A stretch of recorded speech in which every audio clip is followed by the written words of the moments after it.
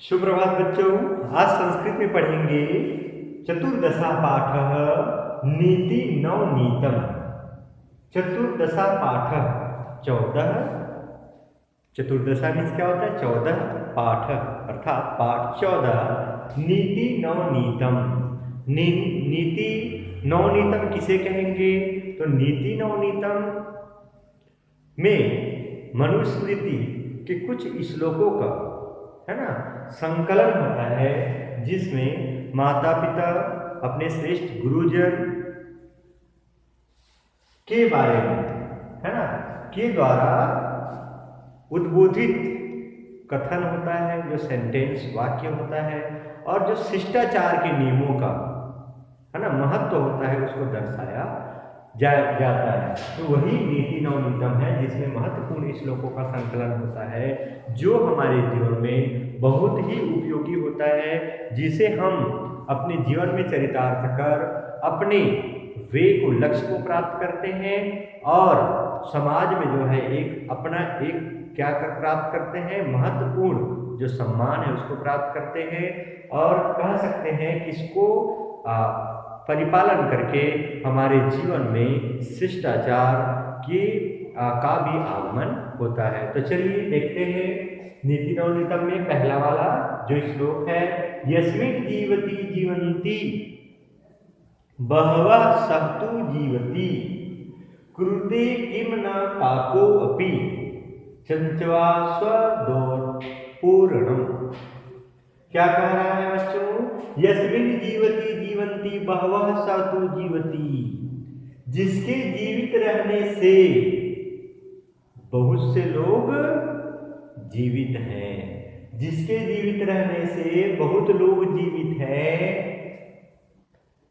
उसी का जीवन क्या है?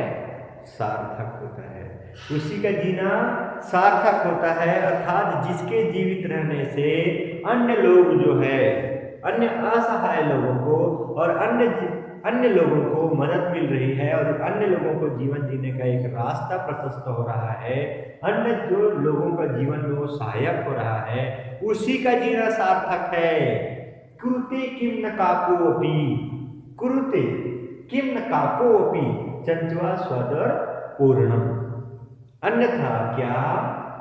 काकोपि कौवा अपने उदर की पूर्ति नहीं कर सकता, अर्थात अपने उदर की पूर्ति तो कौवा पक्षी भी करता है, लेकिन यदि व्यक्ति केवल अपने पेट की, उदर में क्या होता है? पेट की पूर्ति के लिए अर्थात अपने भोजन के लिए वह जो है नैतिकता को छोड़ करके, शिष्टाचार को छोड़ करके अनैतिकता का रास्ता जैसे ही पकड़ता है, तो वह तो क्या हो गया? एक मानव धर्म से अलग हो गया।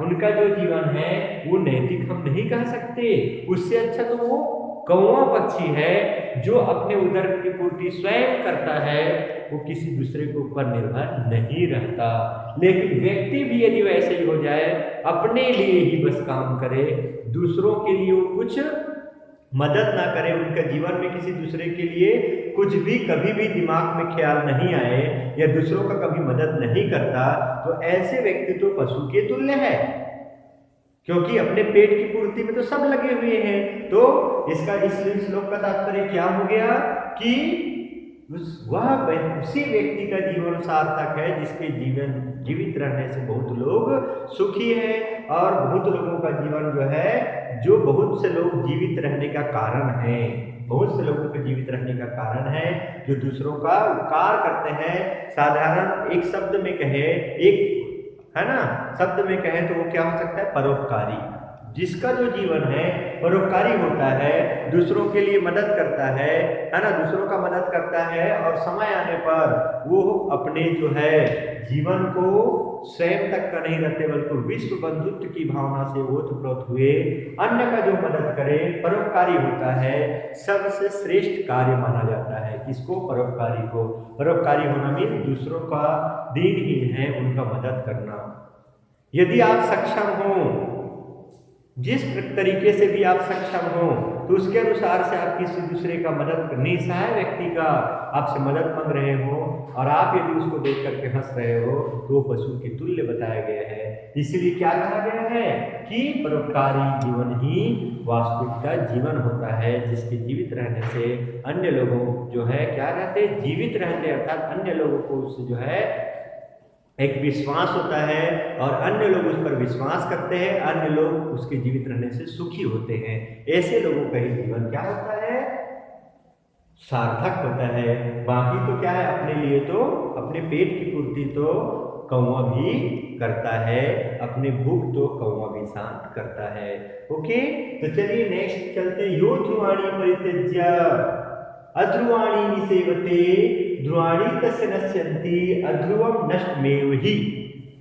यो ध्रुवाणी, ध्रुव मीन्स होता है अटल, निश्चित, परित्यज्य, जो यो मीन्स क्या होता है, जो निश्चितता को छोड़ करके, परित्यज्य मीन्स क्या होता है, छोड़ करके, जो निश्चित को छोड़ करके अध्रुवाणी निसेवते, अनिश्चितता की ओर जाता है, जो सत्य को छोड़ करके असत्य की ओर जाता है, उनका ध्रुवाणी तस्य नश्यन्ति, तो उनका क्या होता है, निश्चित तो जाता ही है।